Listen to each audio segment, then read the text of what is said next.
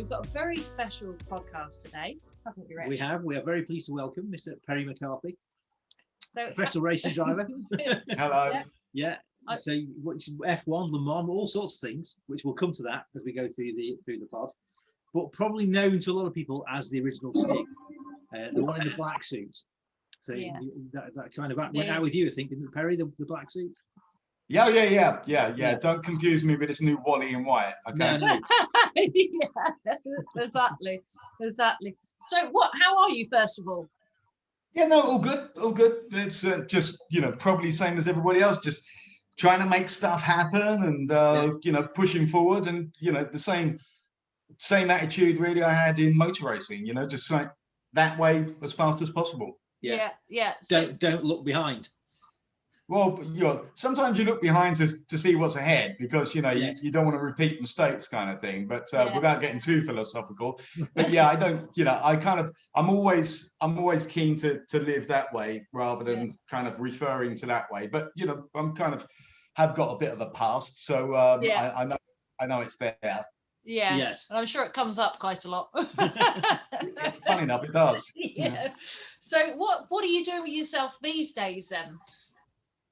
I've been very, very busy on a particular project, which is due to launch in the next 2-3 weeks. But that's taken me over a year to put together. But it's a very big kind of public sector sponsorship deal. So it's going to make a lot of news when we're allowed to talk about it. But it's all been agreed. But it's taken a huge amount of work, huge amount of focus. But when there have been moments where I can't do anything for a week, then I've been doing a lot of restoration to our farmhouse, So yeah, there was years ago, there was a few of us who started off as painters and decorators. There's me, Johnny Dumfries and Julian Bailey, actually, all racing drivers. And we were all kind of handy with a brush and to paint things. So I've still got that, Yeah, because you originally didn't you used to paint rigs and oil rigs and do all of that with your dad? The oil rigs really was a good way to get the money together to even come into motor racing because you're out there, you're working for like 12-14 hours a day every day of the week for 2 or 3 weeks. So it was a great way to put money together to actually come in to start motor racing because otherwise I wouldn't have been able to kick off, Yeah. But the oil rigs, they weren't quite as pretty as the house, really. But it's more of an industrial thing. But it was, I wouldn't really want to go back out there. Yeah, it drives you nuts. After 3 weeks, I started throwing bread to helicopters. Here, birdie, take me. Yeah, because it must be so isolating, I suppose, being out there for 3 weeks. And then, did you get much time off in between? Because I guess you had to go racing and things, but no. College. So I was getting the money together while I was at college because I was studying law and economics and art at college. But I'd be away and then come back and, then try and catch up on the studies as well as obviously catching up on going out with my mates and everything. Yeah. So it kind of all worked. It all worked well, but it was a bit of focus, Yeah. It served both purposes. Like I got my exams and I, was able to kick off in motor racing to the degree that I could. So where did the passion for motor racing come from? Because my understanding is you don't come from a motor racing background and your family weren't involved and it wasn't on the radar to start with. So where did that spark, I suppose, come from? Yeah, it's a good question, actually, because it was, I never even followed motor racing. I remember a mate of mine talking about this bloke called James Hunt, when we was at school. And I went, oh, okay, right. Well, I wasn't that interested. But I always loved cars, loved cars. And as soon as I could get on the road, then I really enjoyed driving. I'm not sure the other road users enjoyed my driving, but I enjoyed it. And and I made a lot of friends very soon after with the Essex Police. We'd stop for a lot of tracks a lot of the time. They would tell me how impressed they've been with what I've just done on the road. I bet they couldn't keep up. And so I was a bit dumb, to be quite honest. If I look at anybody doing anything like the stuff I did now, I will frown on it clearly. But a pal of mine was he loved his motor racing and he would often bring into college this brilliant magazine called Grand Prix International. He had wonderful photographs of these cars and everything. And I used to really enjoy drawing them, you know, because I used to really like doing portraits. You know, there's no massive talent here, believe me. I'm just quite a good copier, you know. And you know, the more I drew these cars, the more I read about these drivers, and the more kind of thinking, well, actually, everybody seems to be commenting on what I can do on the road, which I won't go too far into. But, and cut a long story short, all these things collided, and the chief instructor of Brands Hatch Racing actually heard about me and actually come out to get me. Really? Yeah, so he then said, look, I keep hearing about you, you need to come to Brands. So I went, yeah, okay. And I just remember that first day, and funny enough, I was talking to my wife about it the other day, is that you get onto this racetrack, and you know, with my life having been spent as a race driver now, you get onto a racetrack and you go, yeah, okay, right, that's it. But I still remember that first day of sitting on this racetrack. I'm thinking, this is huge. It's massive. You know, it was so intimidating. And to get in a car, and then I took him around, and of course Jack the lad, like, here we go, and everything else, and yeah, he's gone, okay, right, let me show you what I do. Now the guy must have been about 60 when he took me around. Really blew me away. Yeah. But he was so much better, you know. He's just ahead of the car, in control, balanced it. But I kind of took it all on. And then I got back in the car and pretty much replicated what he did, and that was it. He said, I thought so. Yeah, then he started to introduce me, making phone calls, that was it. And it was from there that I went, okay, I think this is actually what I want to do. Because you know, we've all got our own skill sets, but I always knew about me that even as a kid, as soon as I found something, that would be it. You know, and the focus would be on, and I'd be locked in and completely driven to do it. And I thought this had all the elements of something that I wanted to try and go for. But I wanted to be a race driver. But having read about the Formula One drivers, there's no half measures. You know, I wanted to be a Formula One driver. End of story. And that's how it kicked off. So that's why I went to work on the oil rigs. To get the money together. So it was that way around to build. It was that way around, and it took me a couple of years, over 2 years, really, to get the money together to then come in. And people have remembered, you know, Les's calls, and I called Van Diemen, and they put me in contact with Jubilee Racing, etc. Yeah, and that's how we kicked off. And I came off the street basically and set 3 pole positions. But nobody was worried about me in the race, because they knew that I would smash the thing up, you know. It's like I didn't know what I was doing. Yeah. So I was it appeared that I was, you know, terribly quick. Yeah. But there was no brain work going on, because I'd had no background in karting, doing this, and I was way too impetuous. But those 6 races in '82, suddenly I think I learned a lot from that. And then the following year I came in and won the championship. So I'd obviously got my brain box working. You know, still, I wasn't beyond mistakes, believe me, but and that set me on the road then. Yeah. But I was using whatever I did. And this is what I tell people who are coming into motor racing or junior formulas, is that every time you're out there, it's not just about racing, it's not just about learning, but you've got to use that. If you've got no money, you've got to use that opportunity to create some kind of attention, or get some other people at the track who might be able to fund you for the future. So 2 careers. There's the one where you're a race driver, you want to be fitter, you want to be smarter, you want to be better. But the parallel career that runs concurrently has got to be, look at me. Yeah. You know, whether it's the press, whether it's the motor racing press, whether it's people inside racing, or whether it's potential sponsors.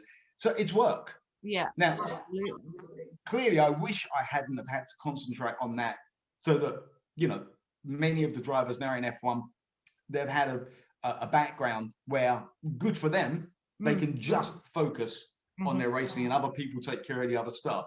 But it's no good looking at those examples if you haven't got that. You just go, okay, well, it's no good saying, oh, it's all right for them. That's rubbish. Get on, put your head down and charge. Absolutely. And do you think it's still achievable, for a youngster who wants to get involved? Because now, the money, it's always been big money, but now it's insane. Do you think it's still achievable for a young person that hasn't got the backing to really try and make it? I'd never say no. But clearly, I mean, even when me and a few of the other boys were coming through to try and get to F1, if you looked at the odds against it as a business decision to say, I'm in this, I'm not going after any other career in the city or whatever, that this is, I'm kind of, the gamble is to say, I want to get to Formula One, then as a business decision, it may not be that bright, because the odds are so heavily loaded and always have been. I think it's maybe the odds are even more against it now. However, there are some avenues, because there weren't the kind of junior driver programs around when me and Damon and Johnny were coming, and Mark Blundell were coming through, etc. There weren't really those programs. So again, if you can get into those houses and show that's a route for somebody that, but you still need to have some money to be out there to attract that. So, but that's really, I guess that's the target that a lot of the boys are working, and girls, pardon me, are working toward now, is to say, we need to get noticed by these programs, because they do stand a chance of getting you through. I mean, Red Bull are the best, best example. But they expect, quite rightly, an awful lot, and they're demanding. And this is a ruthless game. Absolutely. It's very cutthroat, isn't it? Especially, like, you've got no time to warm up or develop. It's very much, right, you're here now. Whatever your experience is, you're on, and if you don't perform, you're out. I mean, but that's the thing. It's you've got to be able to do that. The chances that I've had different times in my life have been about, okay, these people may have been in the car all year or whatever, but who gives a stuff? It's you've got to get in and go faster to get the drive or get noticed, and that's it. And I've made so many mistakes in my career, both on and off the track. However, I would say generally, when those opportunities arose for me, I was able to strangle them and exploit them there and then, and get noticed most of the time. I might add, most of the time. But my stuff was just kind of, my stuff was being noticed by a team that didn't have money, a back of the grid team, just to step up to the next formula each time. And so that's why I don't have a trophy cabinet full of everything. But what I was doing was, when I'd get in something, I'd be faster than my teammate, and he may have had an illustrious background. So that's the reputational win, Absolutely. If you can't drive for the massively funded, or if you've got your own funding, the front end teams, and you can't win, I always completely maintain, actually, you can win. Because if everybody knows the situation you're in, and then if you're able to, that term, perhaps outperform the expectations of your surroundings, then that's a reputational win. And that's how you keep staying in the frame. So that was my philosophy. And to whatever degree worked for me, clearly, of course, not with Grand Prix wins or the World Championship, obviously, but it did get me up there. Absolutely. So with things like Andrea Moda, then you didn't see that as a risk, then that was doing the same thing. It was an opportunity to get into F1 for you then. Well, totally. Yeah. I mean, Damon and I were 31 by the time we got into Formula One. Yeah. That's like, I know it's changed so much, hasn't it? It's we've almost become a bit obsessed with them being so young now. I almost think, is that necessary? I don't know is the answer to that, but it just, I don't know. It's I obviously, again, talking about Damon, neither of us was it our first choice to be in F1 at 31. We were probably, I guess really pole position back then was like 25, 26 to go into F1, something like that. Now, of course, it's all moved down, with Max coming in at like, I think he was 8.5, wasn't he, when Max came in? won his first Grand Prix at 11, and yeah. And then had to leave the circuit to get back to school. But the cars that you drove, sort of late 80s, early 90s cars, a 16-year-old schoolboy wouldn't have been strong enough to drive them, I guess. No, they wouldn't. No. There's one of the big differences now is that you'd quite rightly believe that if you take ground effects out the equation a few years before me, the cars, obviously, as they go through the year, I mean, you guys know this, and probably your viewers know this, is that the fundamentals of downforce is that mass never changes, unless you're approaching the speed of light, apparently. But weight does, and the faster you go through the air, the more downforce you've got because of the low pressure under the car. But of course, it used to mean that there was increased load on the steering wheel because we did not have power steering. No. So the boys back then, if you look at the real big examples of Nigel, Derek Warwick, Joachim Mast, Jody Scheckter, but those guys were built like builders, it's like, and Jonesy, they were like that, and I've had it plenty of times where you're in a corner and you're holding on and you're going, oh my God, because the load is going that way. You're trying not to open the steering wheel because the corner's still going that way. You're doing 170. You're going, hold on, So the training was quite immense. Even back then, I guess that cornering forces, obviously with the improved aeros, they've gone up again, clearly, from when I was out there. And their brakes as well are better. So, so much more deceleration. And I would really imagine that all the drivers now are fitter than any of us back years ago, Now, some of my little lot may have been ultimately stronger, but the fitness of, the boys out there now is incredible. And admirable, I think Michael really started, if you keep going back, I think Jackie Stewart was the first person really to start looking at fitness, etc. But you saw somebody like James Hunt. James was always very fit, even though he liked a sherbet or two, and Jody was very strong and fit, but it's become even more of a science, as not just the drivers, but the teams are looking at marginal gains on anything they can find. I mean, if we've got to spend several million quid on making the car faster, why not spend a lot less than that making the driver even fitter, whether it be nutritionally or whether it be physically and also mentally? So they're covering off all these gaps a lot more than when I was out there. And do you think that's because they know so much more now? Totally. Like every generation, you learn from the previous, and evolve and like you say, it's become so much more scientific, hasn't it, really? It's an evolution, but it's the entire process of motor racing, which I've always found fascinating, is the need and will and desire getting better isn't an option, it's mandatory. You've got to keep looking at every aspect. And if you look at the poetry that is a pit stop now, who would have ever thought that a car could come in, stop, four wheels change and off again in 1.8 seconds. And so they'll even look at the thread design on the spindle, on how the nut can still do the job, but go in even faster.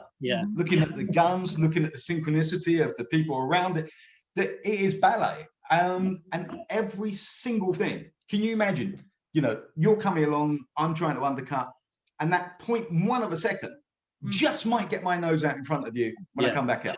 Absolutely. So it's fascinating. I can't remember what the question was, but that was the answer. A good answer. No, it's absolutely great. God, I'll let you ask. Well, I was going to say, so we obviously financial pressure was a big part of your career. How did you have a strategy with dealing with that, or did it not really occur to you were under that kind of? Did you have a structure for dealing with the financial pressure? I used to spend a lot of time at the pub and try and forget exactly how much trouble I was in.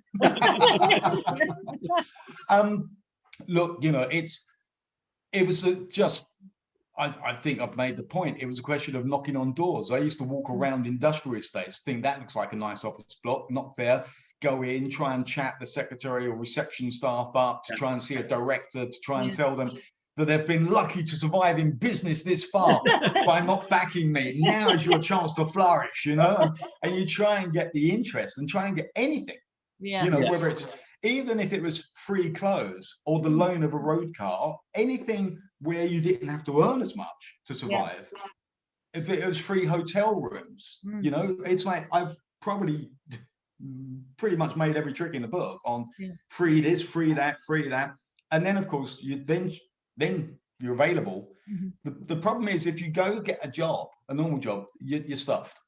Because then you don't have the time to invest in looking for sponsorship.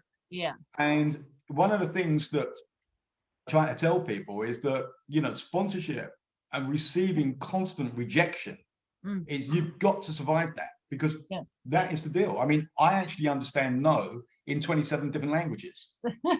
Which is a skill in itself. So are you a natural wheeler dealer? Did you actually enjoy that side of it, or was it just a means to the end? I think I'm fairly creative. I would often see an opportunity and think that could work, and then chase it. Now, more often than not, nobody else would see the same opportunity, or they wouldn't have the same opinion about that opportunity, to be fair to them.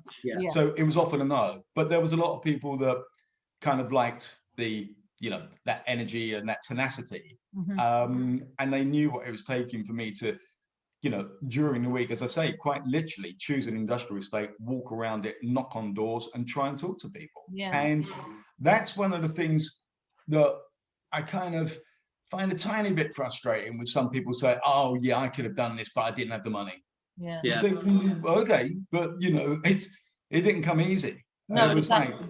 It was Did you try work for it? Did you try every avenue? You know, and if you don't have the money to make it, that's fine, but you know, don't tell me that you spent years and years and years of determination trying to do it. It's absolutely.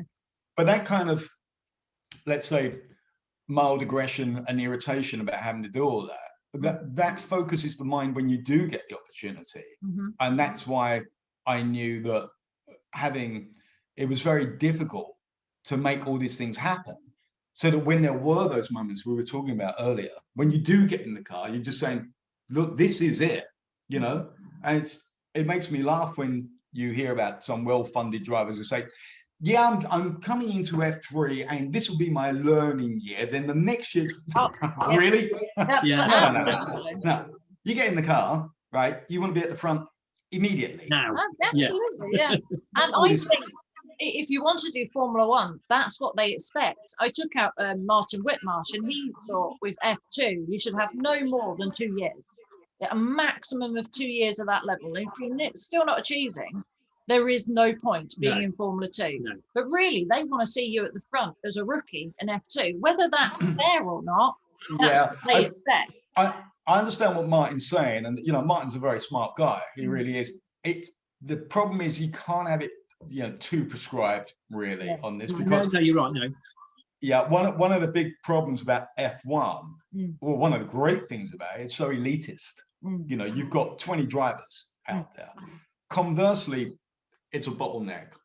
So you've got this generation of new talent, and there is new talent always coming through. Some people who absolutely should be in F1, but they're not going to get, maybe that year they're stalled out because all the seats are closed, you know, so they can't get there. So what do? So maybe another year of F2 and show they're still on form, and they keep winning, and suddenly they hit that barrier again in the second year. You see what I'm trying to say? Absolutely. So it is a bit of a difficult one to just be too prescriptive about that and just say, right, no. But I used to get bored, you know.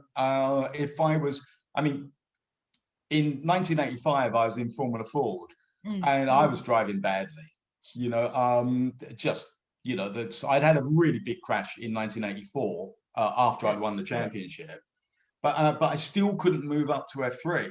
So 85, I'm out there again, and the truth was, it's probably my worst season ever, because okay, we didn't have any money, but I didn't want to do it. Is that right? Because you wanted to progress, you wanted to be at that next level. Yeah. And you can't have that attitude in that year when Johnny was out there, Damon, Mark, me, Marty Donnelly. It's like they'll take you apart. So I had a little bit of front end stuff, but really I wasn't there. But suddenly I had the break to go into F3, and bang, it all came back. That was it. That's that. I'm on the way again. So that's a fairly honest assessment, I guess, of my 85 season. And how did you find the transition going from Formula 4 to Formula 3? I enjoyed it. It was bigger. It was so much. I mean, for me, it was like being put on the back of an Exocet.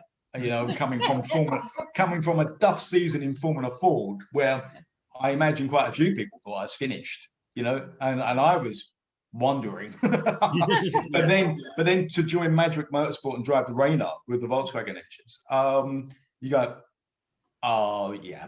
I like speed, and I've always felt that the faster something goes, I've always felt the better I am.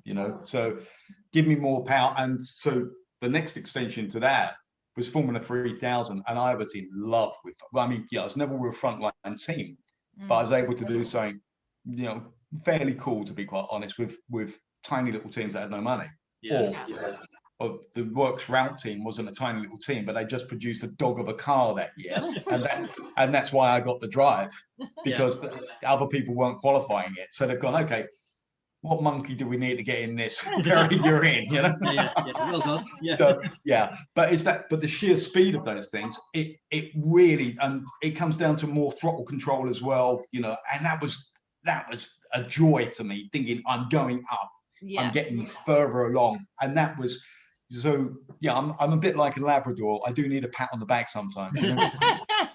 So then, obviously, doing Formula 1 and then sports cars again. Did you get the same buzz and thrill out of a sports car, after being in a Formula 1 car?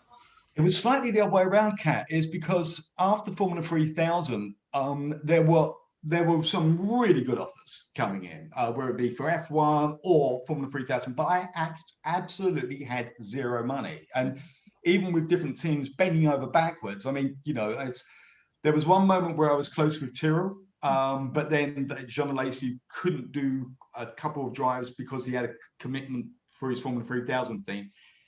And that came down to me and Johnny, and suddenly they went for John Herbert, which is understandable because Johnny's brilliant, he's fantastic, little bastard. But so I made sure I congratulated him on that one. So John stood in a couple of times there, but my name was in the frame, and it was getting closer and closer. But I went to America because there was an offer there. And that was in what's called GTP Imsa. So that's Le Mans cars. And I was against the Works Jaguar team, the Works Toyota team, the Works Porsche team, the Works Nissan team. And I was able to kind of turn the apple cart over on that one by putting this little team on pole quite a few times, leading the races. And it's what I was saying earlier about that winning reputationally, because I had some really dear friends in the UK motor racing press who always believed in me, and they made sure that as long as I performed, they were headlining that stuff back in the motor racing pages. But kept me in frame. So then suddenly Footwork is saying, okay, Perry, you want to do some testing for us? And I went, let me think. Yes, I do. So that you're then attached to F1. And then there was the on-road motor opportunity. So Richard, a long way around the houses. It was zero risk to me. Because it wasn't like I was turning down the Works Jaguar drive at £500,000 a year. The offers weren't there. And it was F1 I wanted. And I thought this is going to be a struggle to qualify the car. But if it rains, I've got a lot of confidence in myself in the rain that I could probably really show something. But we were just too far off the pace, and it never rained. Yeah. You know? Yeah. The team was shambolic, I guess, weren't they? That was the. Yeah, they were. You know, there were some individuals there that knew what they were doing, but as a collective, they didn't. No. You know, and there was no money, and it was all. You know, I keep being contacted that people want to make a film about this because it was bizarre. It was absolutely bizarre. So I kind of, where I succeeded in my ambitions is that I never got into Formula One and was mediocre. Yeah, it's like we were complete failures. None of this mediocre stuff. You were brilliant at doing it badly. But we were, you know, it's yeah. I said I'd make my mark in Formula One. But you said, but it was disappointing, and it was actually, to be quite honest, it was heartbreaking. I wasn't really going to let anybody see that. But inside, you're being made to look like a bloody idiot. Yeah. Whereas I'd come from leading an awful lot in America against great teams and against great drivers, to now looking like Mickey Mouse. Yeah. You know, and that was, you know, unpleasant for me. I guess people within the fraternity knew that, though. You know, so other people in Formula One would have known what you were up against, you know, the underdog, really, because of the team you were with. And well, Benetton put me in their car at the end of the year, and I was doing some work with Michael because they were running the active ride development, and all joking on one side, it did have a propensity to go down sometimes, so they didn't want Michael in the car in case he got hurt. So yeah, I'm available.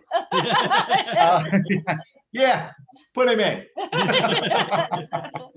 So, and I just, you know, obliterated my lap time in the Andrea Moda, of course, because you're driving for a brilliant car, which did everything you'd thought a Formula One car would do. Yeah. And it was faster and less dangerous. Yeah.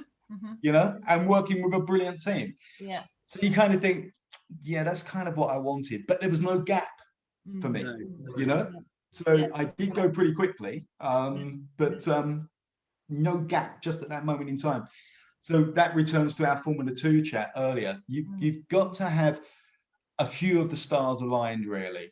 Yeah. You know, oh, absolutely. At different points in time. Yeah, I agree completely. You get some great drivers like Callum Ilott and others that do everything that they're asked to do, but there's just no seats.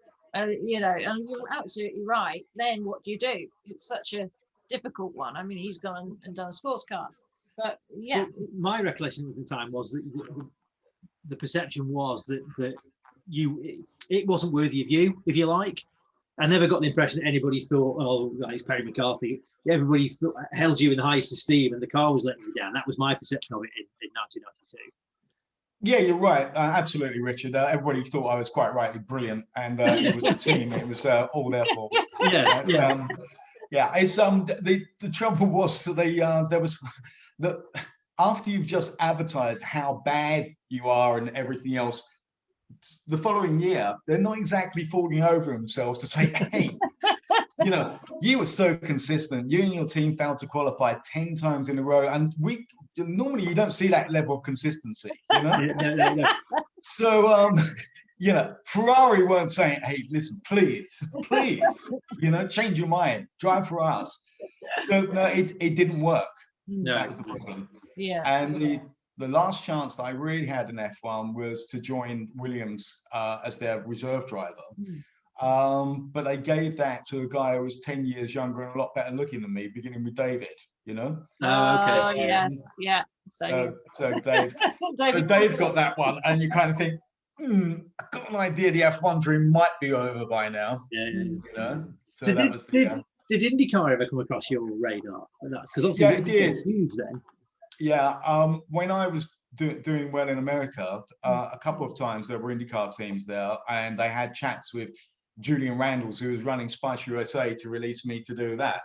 But it wasn't just a question of that, because Julian would have definitely been massively behind, saying, yeah, you're the work Spice driver and work Chevrolet driver, but we want you to do that. But it always needed some kind of funding. Right. And, you know, in America, we were running on 2 and 6pence. You know, our team was running on about $250,000-300,000, and the Works Jag, Works Nissan, Works Porsche, Works Toyota teams were probably running on about 15 million. Yeah. I mean, that. Yeah. So Lots of Brothers hotel bill was probably that. So it was. I mean, there was loads of fun doing that, kind of Jack and the Giant Killer stuff to keep putting it out there on pole, running on 2 and 6 but we weren't finishing because the engine had failed or something else had failed or whatever. But to be in there, I'd much rather fail from the front, and people understand that something's let go because we can't afford to replace it, than just be right at the back somewhere, But there was, but I beg your pardon. So the IndyCar stuff.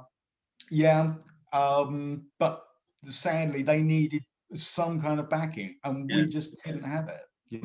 So you never drove one? You never drove it? Never drove an IndyCar. No. So after Formula One, then, because you retired in 2004, is that right? Well, at the very end, yeah. But immediately after F1, we were in so much debt. Because I hadn't been earning money, I had to pay my own expenses. So the house had gone. That was it. We had to move into rented accommodation. I still had massive debt hanging over me, and I just had to do something for the family. So I started wheeling and dealing on selling this, buying that, getting that, to bring it all back together. And that honestly took a few years to straighten out. And so I really returned to racing. Probably, I'd say, about 3-4 years later in '96. Yeah, it was that long. And then I came straight into F2 again, British F2, and I was right at the front in that, so that was great. And then it was Richard Lloyd who was talking to me about joining the Audi touring car team, and so suddenly I was mentally preparing myself to say, okay, I'm coming back to motor racing. But then the drive went to a guy called John Hinchcliffe to teammate with Frank Bieler, who, bizarrely enough, I was due to be teammate with in a few years' time, because Audi then did come back out to get me for their first entree into sports cars. But in the meantime, I'd driven for Lotus, Panos, and Chrysler works teams in GT World Championship, Le Mans. So slowly but steadily coming back, and then crowning it with coming in with Audi UK team, Audi German team as well, and that was brilliant to work with them. And brilliant to work with those teammates. Frank Bieler, Manuel Pirro, Michele Alboreto, Stefan Johansson. All great mates, and just had the whale of a time. And it's great to measure yourself against that little mob as well. So did you enjoy endurance racing? It's quite a different discipline, isn't it? Did you enjoy endurance racing then? Because it's quite a different thing.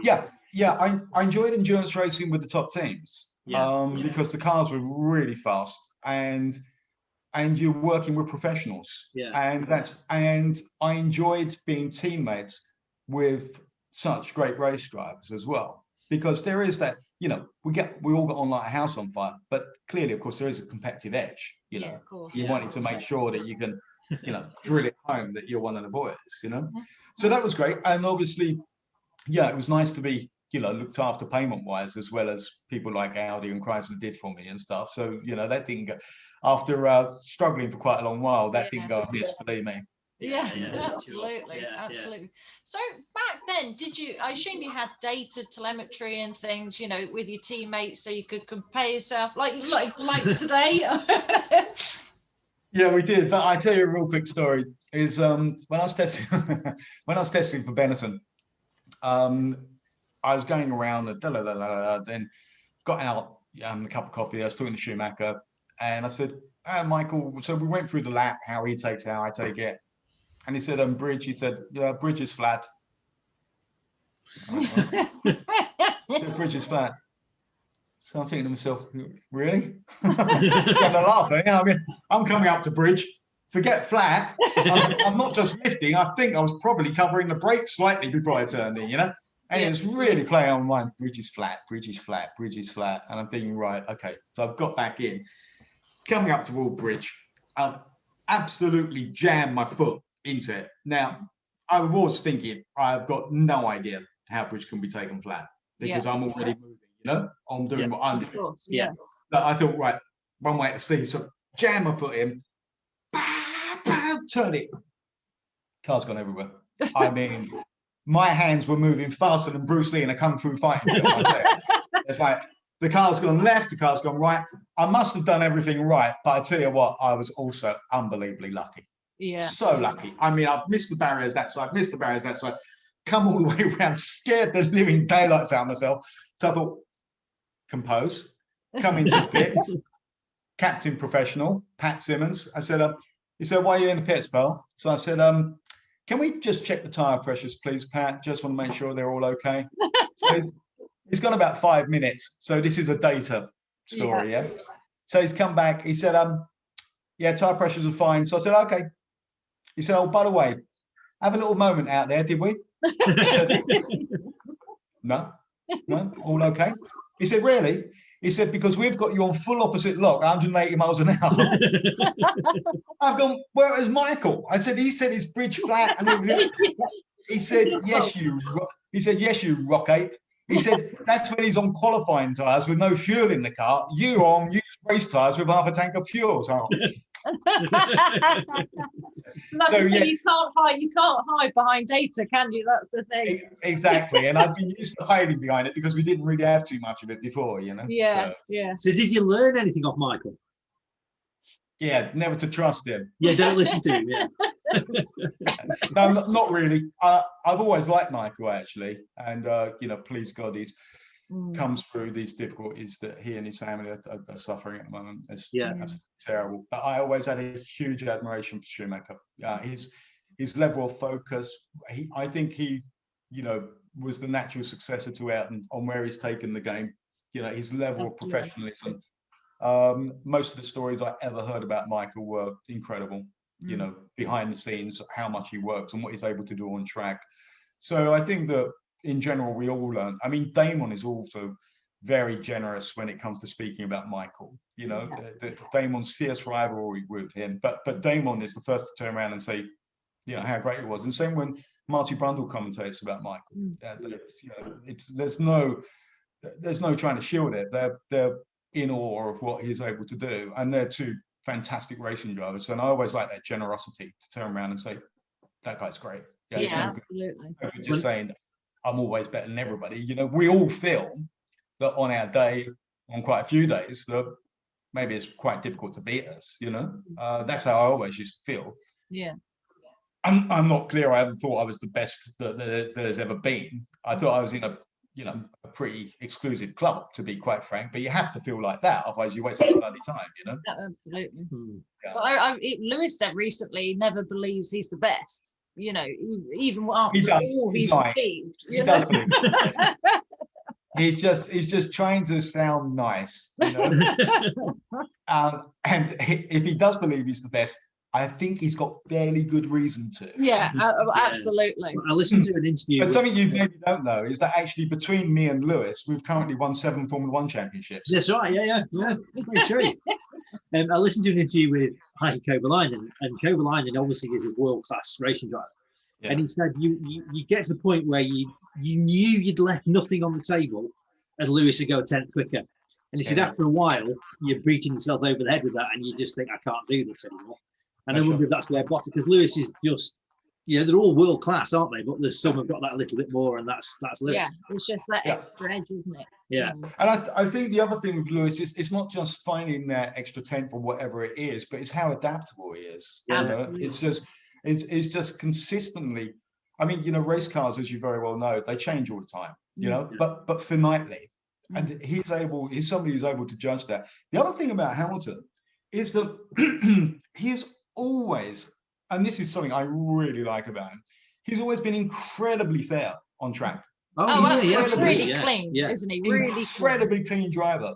And that's not just an ethics thing, but that's also talent as well. To not make them. I mean, I remember going down for a big move on the inside and brilliantly not just crashing, but taking my teammate out as well because there was such a stupid mistake. You wouldn't catch Hamilton doing that. No, you wouldn't know. That's right. Well, we always say that, you know, it's much more of an art than anything, and that's Lewis's thing. And he said, you know, driving in the rain, he said nobody's ever written how you do that. It's a creative process, is how he describes it. You know. Yeah. I'm going to be a bit big-headed here. Is nobody I came up against really was ever quicker than me in the rain, really.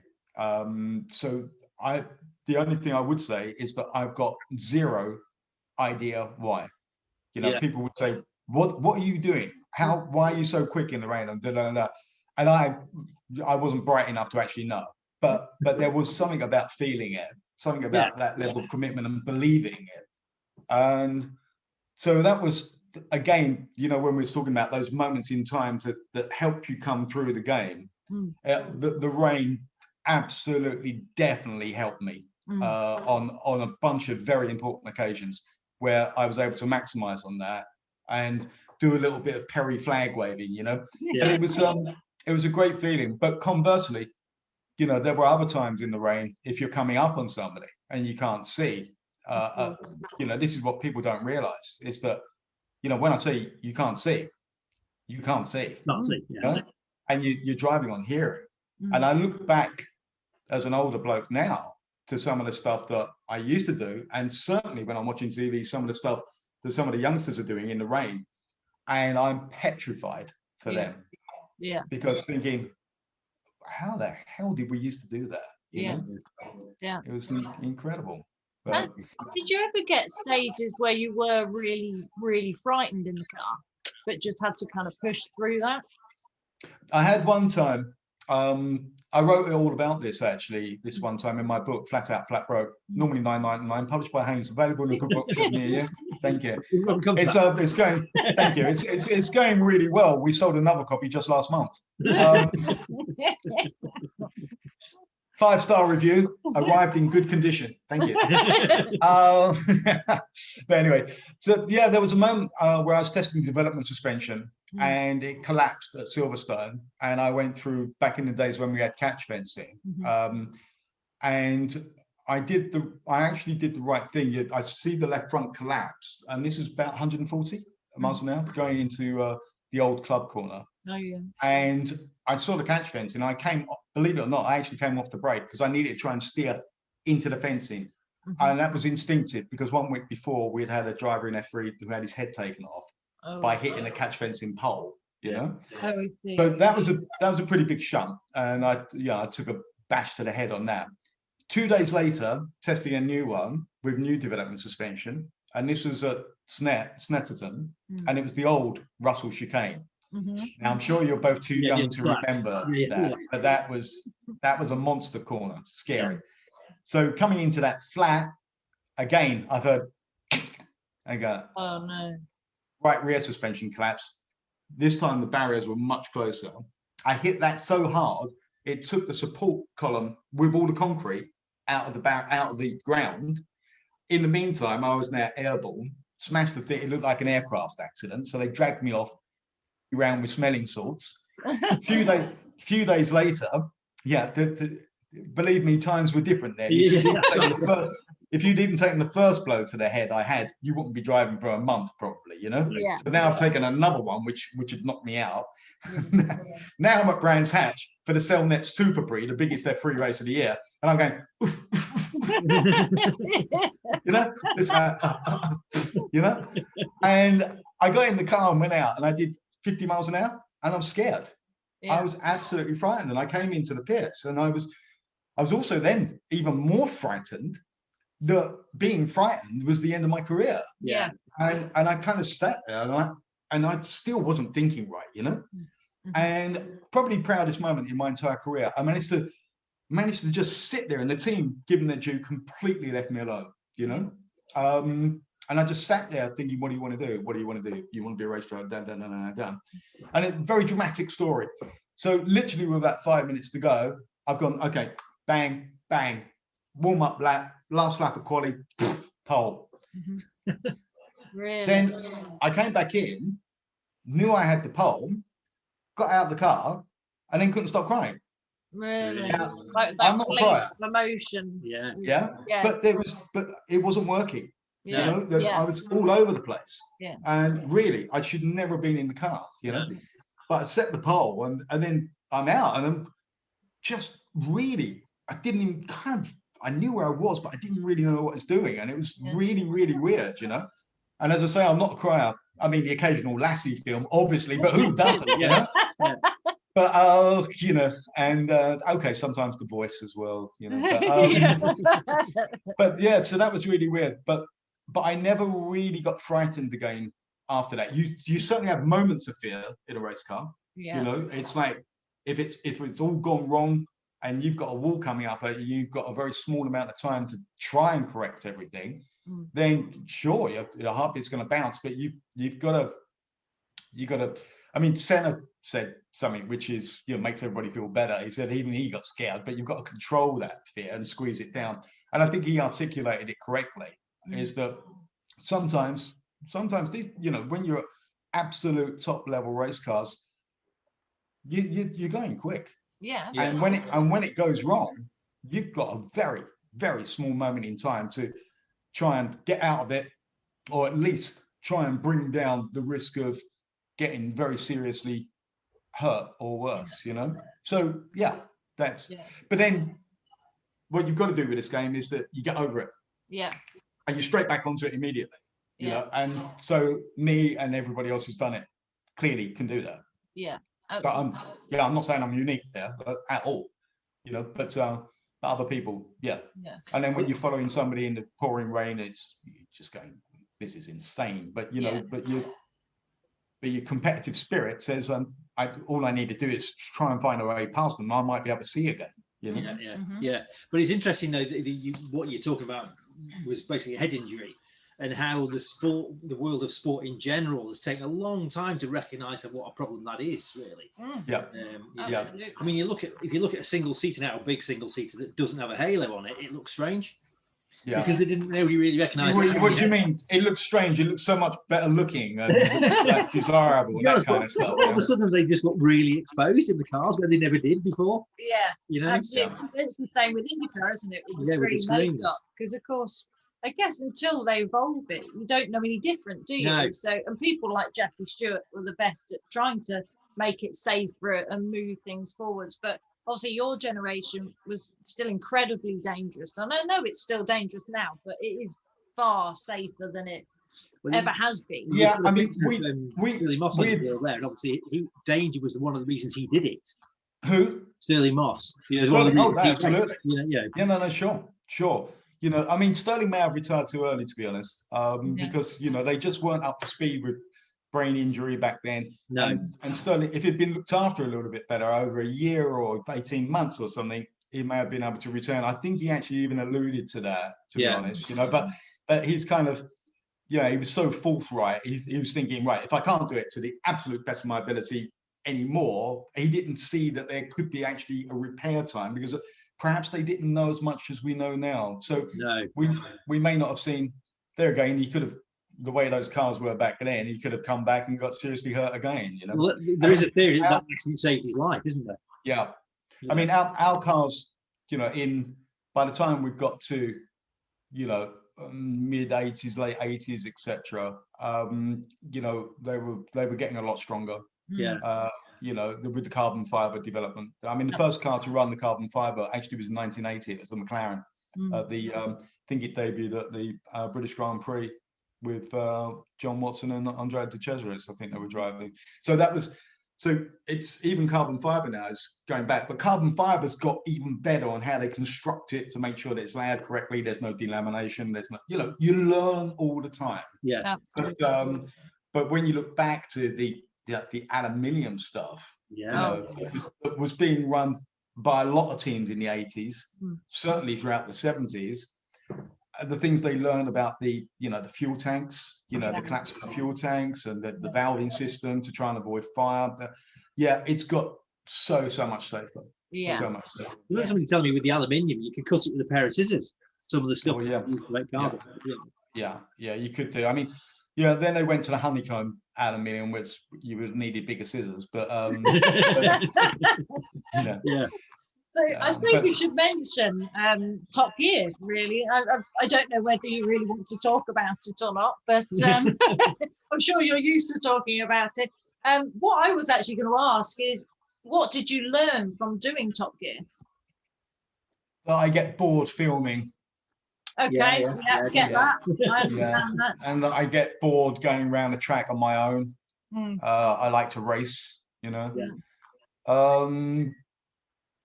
But yeah, it was whatever car that we had on the show. I can guarantee everybody that I certainly couldn't get any more out of it, you know. So it was, you know, it wasn't cruise and collect. I was out of pure personal pride. I want to see if I can just get a tiny bit more out of this Aston or the Ferrari or Ford Focus or whatever it was, you know. So that was, you know, trying to get things right and fast was, you know, is clearly what race drivers do. So that's that. I mean, the advent of Stiggy stuff, it was, you know, we were all taken by surprise on what hit it was. I mean, I'd often be down the pub and somebody be saying, who do you think the Stig is? And I think, well, actually standing next to him, actually, mate, you know? But, you know, it's like, but it grabbed everybody's imagination. And I think that it was really quite charming to be part of that and be first Stiggy and to bring that in. And I did have fun with Stiggy because one of the things as a race driver is that, you know, I'm fairly approachable bloke, but not always. If I'm about to go racing or whatever, but sometimes, you know, people, whoever they might be, want to talk to you and stuff like that. And it could even be team members where you don't really want to do that, etc. So that is part and parcel of that job. But really, the race driver just wants to get in the race car. The race driver doesn't want to talk. The race driver wants to drive, brum, brum, brum, and go quash. And I thought, this character doesn't need to even be human. It doesn't need to interact. It doesn't need to understand anything. So I just thought, that's it. And just ignore everything and just be like a battery you got in the car. And that's kind of what I wanted to bring it to. You see, I'm kind of using this. This is my background. This is my inspiration. I'm auditioning now because I want to act. Well, the funny thing is, it inspired Kimi Räikkönen because he's made a career out of essentially doing that, hasn't he?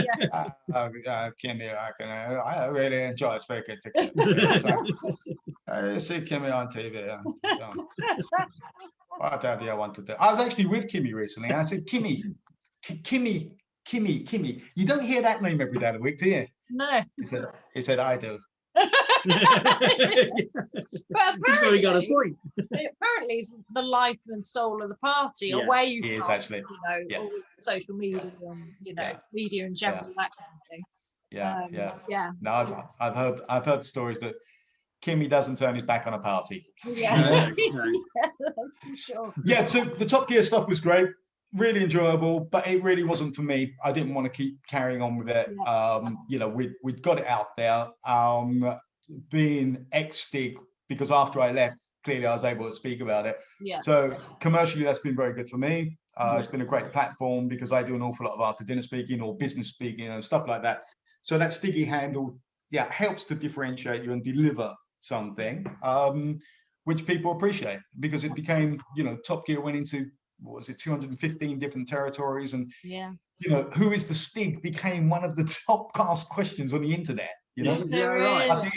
I think it was just behind, is there a God and am I pregnant? Well, one closing question: if you could go back and talk to an 18-year-old Perry McCarthy, what would you say to him? Go to the city, join bank, and become a trader. Right, forget motor racing. What would I say? I don't know. I mean, I look back at younger Perry sometimes, and there's some things that I think, well done, mate. You know, this walking around industrial estates and totally against the odds and making things happen, stuff like that. Conversely, you can be a busy fool sometimes. So some of the things I was doing were just too long shot to try and get the money together, or I think I probably would have spent more time developing relationships inside motor racing, because I didn't realize that Julian Bailey was very good at this, you know, developing relationships with Reynard racing cars, with Lola racing cars. And when something was happening with them, they had an opportunity. Of course, Julian was with them. So Julian was their preferred choice. Whereas I was always trying to make it happen outside to bring it in. So I think that I would have concentrated on being probably aligning myself more at an earlier stage with some of the manufacturers and wheeler dealers in motor racing. Yeah. The other thing was, I would say to the younger self is, you know, the race isn't always won or lost on the first lap kind of thing, because I think that sometimes I got a bit trigger happy. But it's very difficult because, you know, it's that level of fire and passion that put me in this game and allowed me to come through. So it's a balancing act. You know, maybe I wasn't the brightest one out there. Maybe some more consideration may have been. But, you know, we can all look back, can't we, and just say, hindsight's a wonderful thing, right? Yeah. I wish I'd said that. There we go. No, thank you so much for this. Yeah, really appreciate you coming on the show and doing this for us. It's lovely to see you both. Interesting. Okay, and so goodbye to you and goodbye to anybody out there who's actually watching. Thanks so much, Perry. Thanks. Bye-bye. Bye.